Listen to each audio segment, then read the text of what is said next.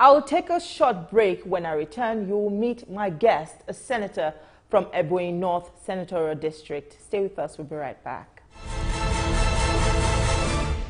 Welcome back to the Hallowed Chambers on TVC News. My guest is the Deputy Chief Whip of the Senate. He represents Onyebonyi North Senatorial District in the National Assembly, Senator Onyekachi. It's good to have you on the Hallowed Chambers. Thank you, my dear sister. Thank you for joining us in our studio today.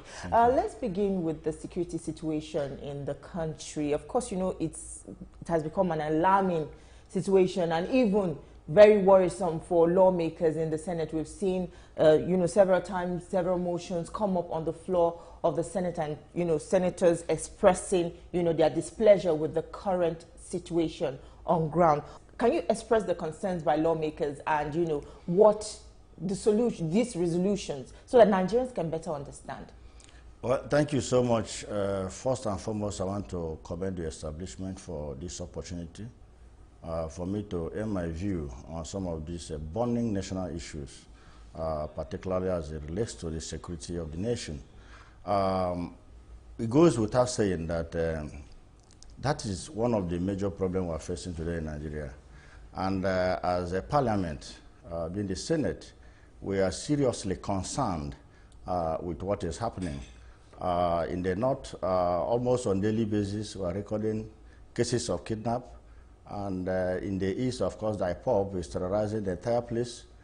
Recently, about 200 children were kidnapped in some states, in a part of the North. We are not happy about that. And that is why, if you watch our activities so far, of summoned the service chiefs, up to 3 consecutive times, this year, that shows that the Senate is not asleep. We are the representative of the people. We feel their impulse. And that is why we're taking those steps. But I can assure you that our security agencies, particularly the police and the military, is doing their best. And I assure you in no time, the insecurity that is ravaging our country will be completely eradicated. A huge chunk of the country's budget is actually allocated to defense, and we've seen a lot of money being pumped into controlling insecurity in the country, but it still continues, and it's more like government has its hands tied behind its back. The security situation keeps deteriorating. Why do you think this is so? Well, government hands is not tied behind the backs, but I must tell you, as Parliament, just like you pointed out, we've appropriated so much money to our security agencies to tackle this problem. And I must tell you, they are taking steps to procure most of the equipment required. But I must share with you, in the peripheral aspect of it, I won't give you details. Nigerians is part of the problem. Some people are sabotaging the effort of Mr. President in that regard. But I tell you, that is not a problem. We are bigger than that problem. And with the current measures being put in place, which we've seen in our recent meeting with the security chiefs, I assure you that in less than a year now, Boko Haram in the North will be completely eradicated. Then IPOB activities in the East will also be put to stop. Yeah, I was about to mention the fact that the Senate has met with security chiefs on several occasions, and this issue, we still keep hearing the same thing. Would you say that maybe the approach of the armed forces is not what the situation needs, because there is now a growing advocacy for the deployment of non-kinetic energy to solve this situation? Do you think this is the way to go? Yes, and that is why I said here that the equipment we are procuring will put to an end to the problem. Okay. But it's not wise for me to go in details as to the measures be put in place, because doing so is giving an enemy an information. Just like I said earlier, that some people are sabotaging the effort of Mr. President. Because from what happened, the Boko Haram are using those kidnapped children as their shield because of the hints they've gotten based on the equipment we are procuring to tackle them. You can see the sabotage, but that is not all. The Nigerian army have promised Nigerians through their information officer that they are working around the clock to rescue those children unharmed. And I assure you, it will happen, and it will happen very soon. Do you also think, do you also buy the idea of exploring foreign help? Because a lot of Nigerians say if these situations cannot be managed by ourselves, we should seek foreign help. Do you also buy into that idea? Well, we cannot rule out foreign helps, but I must tell you that our security agencies are competent and capable of handling this problem. You will agree with me that in 2014, when Boko Haram actually came on board boldly, you can't compare what was happening then to what is happening today. They have been completely dislodged. What we are seeing today is pocket of attacks in areas they feel is a soft target. But there are no area, there is no part of Nigeria that the Boko Harams, are holding hostage like they did earlier. Remember, in Borno State, some local government areas in Borno State were under their control. The same thing in Kebbi, the same thing in other northeast parts of the country. But today, you hardly see such, meaning that the security agencies are doing their best, and the result is visible. Yesterday, the Senate, through the ad hoc committee, or through the joint committee of the Senate, met with security chiefs over the attack on the troops that were attacked in Delta State. Can you bring us up to speed with maybe the resolution of that committee, if you're aware of it? Well, the resolution of that committee, though I'm not a member of that committee, is that thorough investigation should be done so as to ascertain the actors behind that dastard act. And the military, of course, have given us a hint that this crime was actually committed by some youths from those communities.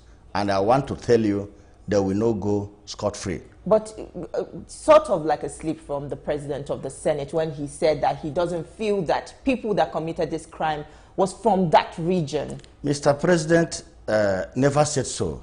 Most times, people, out of mischief, will misquote Mr. President for their selfish political reasons. I was in chambers when Mr. President made that statement. He said that investigation should be done to ascertain the actual people that committed the crime. He never said what people are quoting. I saw in the social media where people are quoting him to have said that the people who committed the crime are mercenaries. Mr. President never said so. Well, let's move forward, where the federal government has also put out names of terrorism financiers and those alleged to be aiding and abetting, these acts of terrorism. Is this enough deterrent? Do you think this is enough to put an end to? It's a good development. Okay. It's a good development, and that goes to show that our security agencies are actually working around the clock. I believe that when these names are exposed, when they are exposed of what they are doing, definitely it will stop. It is a good measure. Okay. And I urge federal government to maintain their stand. Such people should be exposed, their names should be made available, and they should be accordingly prosecuted to deter others. The Senate also advised the federal government and also the armed forces to employ the use of more use of technology and also artificial intelligence in fighting, terrorism and acts of crime like this. But what would you say? Because also cybercrime is an issue. A lot of people can sabotage the web. A lot of people can sabotage this artificial intelligence. Do you think this is going to be an effective step? It's going to be an effective step. Okay. Because Nigeria is not the only country that is being challenged with insecurity. So we are learning from what others did to surmount theirs. And that measure is one of the most reliable measures to fight insecurity. All right, so let's take a quick break. We'll still continue the conversation. Don't go anywhere. We still have more for you on the program. Stay with us. We'll be right back.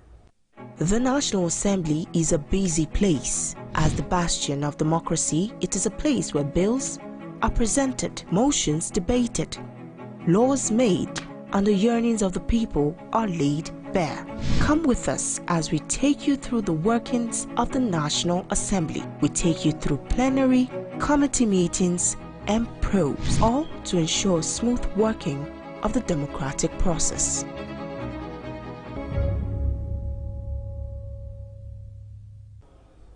Glad to have you back. If you are just joining us, we have been speaking with the Deputy Whip of the Senate, Senator Onyekachi.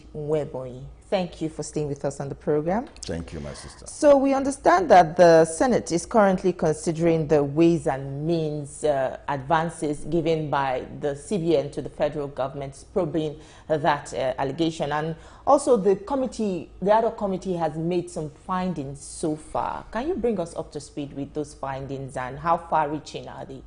Well, let me start by saying that the 10th Senate, like I've always said, is a corrective Senate. We are out to correct all the anomalies that led us to this economic quagmire we are facing today. The issue of ways and means came up last month in the Senate, and the Senate, in a committee of whole, constituted a committee, to investigate that. I am not a member, but I remember vividly that about 27 trillion was actually approved, just like you said. But the Senate put up a caveat in giving that approval that the details regarding where these monies are going should be made available to the Senate.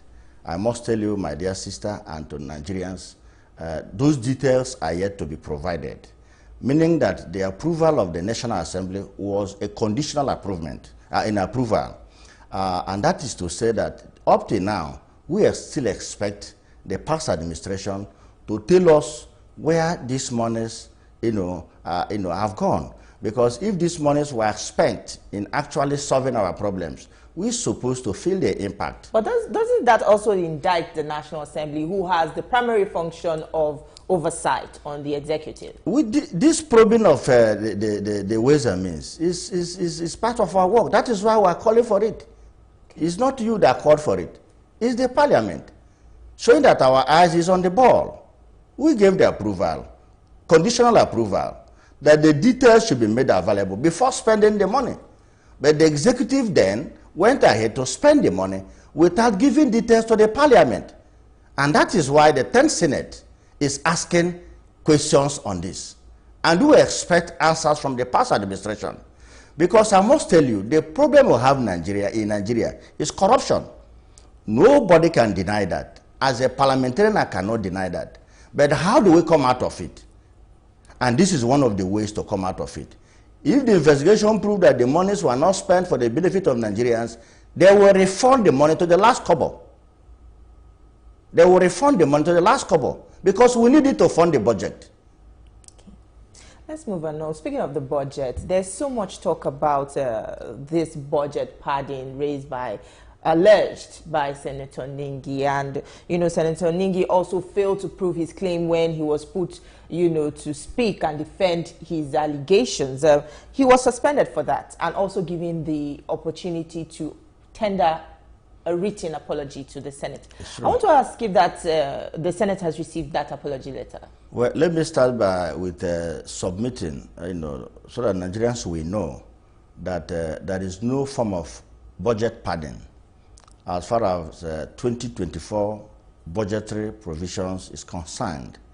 What played out is an act of mischief on the side of my friend and my colleague, Senator Ningi, which is not far from what happened after the election of His Excellency Senator Akpabio as the President of the Senate. A lot of Nigerians have been hearing this so-called friction between Senator Akpabio and some members on the opposition of the Senate. Can you make Nigerians understand what is actually going on? What is going on is that some group of people that Akpabio defeated, of course, he contested with somebody. Okay. We had two groups before the session of this 10th Senate. Of course, one must emerge a winner, one must be a loser. And instead of adopting this spirit of sportsmanship by accepting defeat and joining hands for us to build Nigeria, they are still bent on fighting Mr. President, forgetting that the Senate doesn't belong to one man. Senator Akpabio is just the presiding officer. We have 109 senators. And what is our duty? Our duty is to make good laws and formulate good policies for better governance of Nigeria, so that Nigerians will be happy, so that we'll come out of this economic quagmire. But some people, instead of adopting that spirit, is still playing party politics. And I'm not surprised with the position of Ningi, because he's an extremist. He's an extremist. And it is unfortunate that an experienced lawmaker like him can be used. Also, you're suggesting that Senator Ningi is not acting on his own accord. He's playing somebody's script, the script of the opposition. Is there some sort of secrecy associated with the budget that may have raised these allegations? There is no secrecy. Mr. President laid 28 trillion to us as his budget for 2024. We consider it. Senator Ningi is a member of that committee. I am a member of that committee. We considered the budgetary provisions line by line, and we okayed it. Now, let me tell you something. Supposing but we start considering that there was budget pardon, the proper party to complain is the man that sent the budget. The budget emanated from the office of Mr. President through the Ministry of Budget and National Planning down to the National Assembly. And the National Assembly will have two chambers, the Senate and the House of Representatives. And we all participated in examining this budget. Questions were asked, MDAs and ministers came and defended their budget, and we passed it accordingly.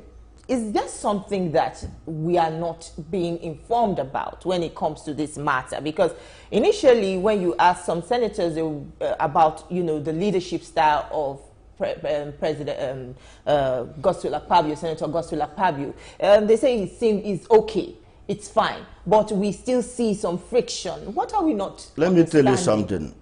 His Excellency Senator Godswill Akpabio is one of the best human beings I've met in my life. Very easygoing, very calm, very loving. There is no iota of high-handedness in him. And that is one of the special qualities that he possesses. But won't you, some people might say because you are also a member of the leadership. It's not so. It's not so. Manner. If you watch what transpired in the floor of the Senate that day, most of the opposition parties disassociated themselves from what Ningi was saying. Remember when he was called upon to prove his point, he abandoned the issue to attack the strong man.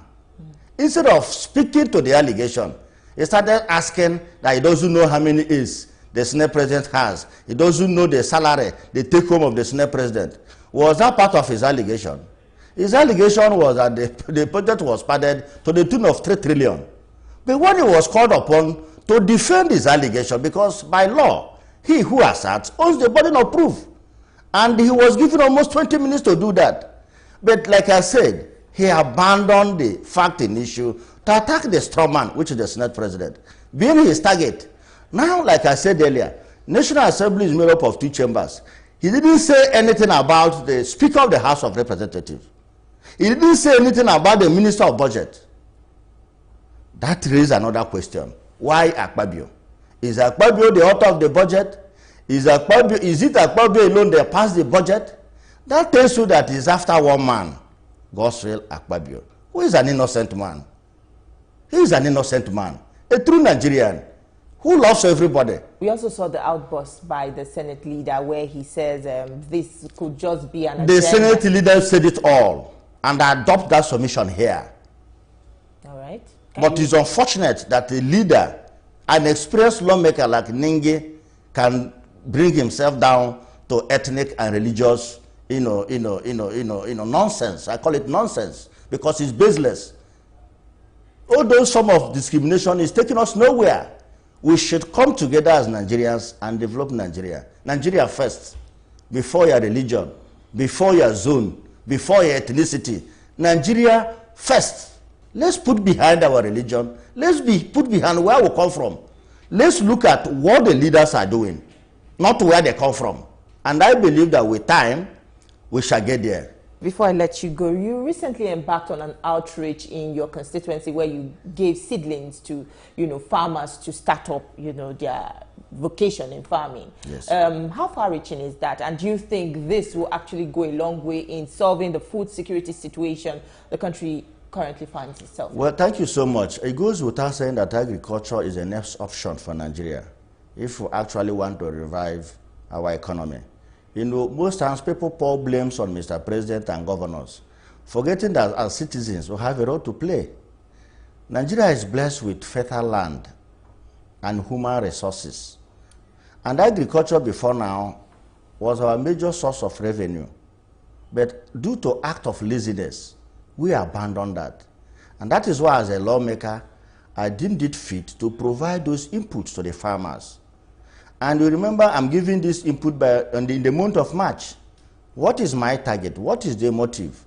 Because when we give farmers input on time, they will have time to plan, and that will guarantee better yield. So that is the rationale and motive behind that. And I've targeted 4,000 farmers. And I assure you, if others, like I know other lawmakers are doing, if we should focus on agriculture, I assure you that this food crisis by next year will be a thing of the past. And I want to use this medium to urge Nigerian youths, particularly those seeking for white-collar job. While you are waiting for white-collar job, do something with your hands. I want to quote my boss, the former governor of Onyebonyi State, His Excellency David Umahi. When I was his party chairman, he called me one day in his office. I said, young man, you're a party chairman at your early 30s. Don't stay inside your office. Go into farming so that you can help yourself and help your people. What do you think about the border reopening?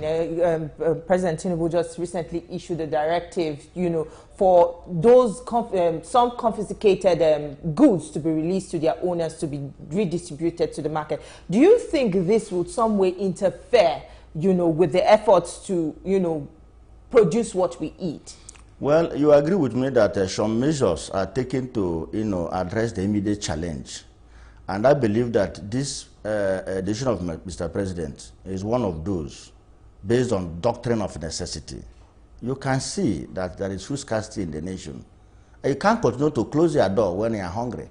You must open the door so that you can feed and go to farm. Then thereafter, when you have enough to feed yourself, you can close your door. So is it rational for you to close your door when you have nothing to eat? So I commend Mr. President for taking that bold step. That is our program this week. I hope we have been able to keep you informed on the activities of the National Assembly and how it concerns you. You can watch a repeat broadcast of this program on Sunday at 7 a.m. on TVC News. You can also see this episode again on TVC News YouTube channel. Do not forget to subscribe, like, and share. Thank you for watching. I am Sijesu Adiri. See you next time.